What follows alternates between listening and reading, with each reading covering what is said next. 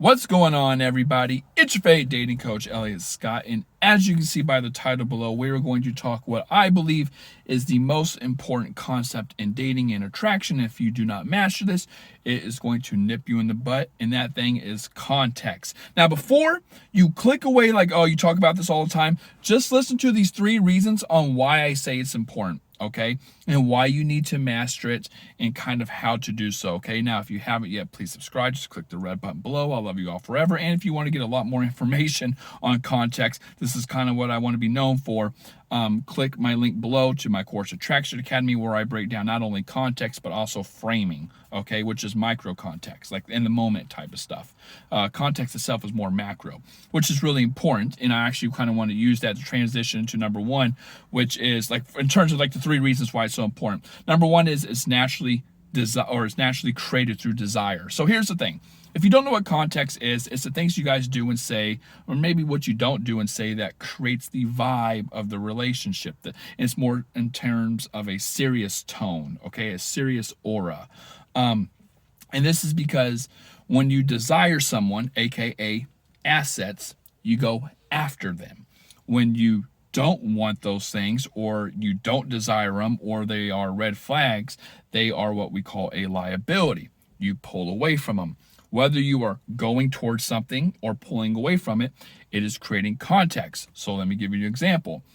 Hooking up, cuddling, frequency, consistency, the amount of time you guys have been talking, whether it's 4 weeks, 6 weeks, 6 months, the things you guys say to each other, such as like future planning, the intensity of the romance, all these things. Do you want to meet my family? Do you want to meet my sister? Do you want to meet my friends? Me canceling something with my work to see you, canceling something with my best friend to see you. This all is due to assets. I desire something from you, and these things add up and they create context. Of course, on the opposite end, if it's a liability, I pull away. I might leave you on red. I might not text you as much. I might start making excuses. I might not make any effort. I'm never the one initiating. You get the point. It's what I call a negative context. So naturally, it can't be ignored. It is naturally created. Okay, it is naturally created. You can't get away from it. So you might as well know how to master it, which kind of leads me to the second thing. As I just said, it can't be ignored. You, no matter what you're doing, it's going to be there. Okay. And so you have to kind of know how to mold it in your favor. And I feel like the problem a lot of people have with it, or the lack of, they don't understand it, especially men. So let me give you an example on how men misuse it and how women misuse it. So men misuse it in the way of like intensity, moving fast, because we're all very validating creatures. This is why I made a video a little bit ago about the love bombing and is it necessarily bad. It's a little controversial, right? But it's just discussion. And I said it can be bad, yes, but it's more unfortunate. And it's because a lot of the times when we're validating creatures, whether it's emotionally unavailability, whether it's low ego, whether it's insecurity, whether it's just I really like you, you want validation. And so guys are going to initiate a lot. They're going to reach out a lot. They're going to do a lot, say a lot in a very short amount of time. But what they don't understand, men, what they don't understand is that they're creating, we call it love bombing. It's not always love bombing, but just it's either way. It's context. Me desiring these things we just talked about creates the context. Like either way, I'm painting this picture, right? And like I said, it's the picture of seriousness. Context is more of a serious aura, serious vibe. And by me doing all these things, it's painting this picture that you should only assume as a woman, and this is not where you're going wrong, but you should only assume as the woman that hey, he's on the same page as me. He must really like me, when that might not always be the case, and or it changes. Maybe I get to know you and I'm just not feeling the same, or maybe I'm getting to know you and I just don't see it long term, or maybe I'm whatever, right? And so a guy might bite off more than he can chew, meaning he doesn't understand what he's actually painting, and he's like, oh shit, And then some guys can communicate very well. Hey, I'm sorry, that's just not what I'm feeling, or I just don't see it long term. And then some guys just ghost you, some guys just pull away or whatever. Now, women, the reason they miss the way they go wrong with context is by not even knowing it. Well, guys don't either, but not knowing it exists. I feel, and I teach this a lot in my course, that context is a very powerful theory or a very powerful opportunity for a woman to take advantage of the situation they're in, the relationship. She can control the pace, because this man's wanting validation. He's trying to court you. He's reaching out. He's wanting your IOIs, indicators of interest. And if you can control the pace, then you can control the seriousness that that kind of lures in the air or looms in the air. And if you can slow it down, he's going to try to seek more. Like a guy, you think of it like this: a guy is paying, right, in terms of power, vulnerability. This is me pulling money out of my coat, I guess, or out of my hand. A guy is paying in ways to level the playing field. He needs to know.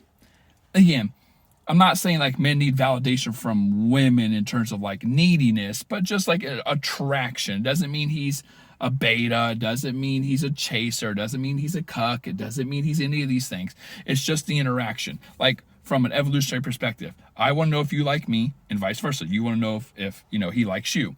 And men are paying in a way through courtship, through IOIs, through investment, to pull back that curtain to see where you stand. Now, of course, you don't want to play games and be like, I'm never telling you. That's not going to work out well. Trust me, that's not going to work out well. It's reciprocal investment.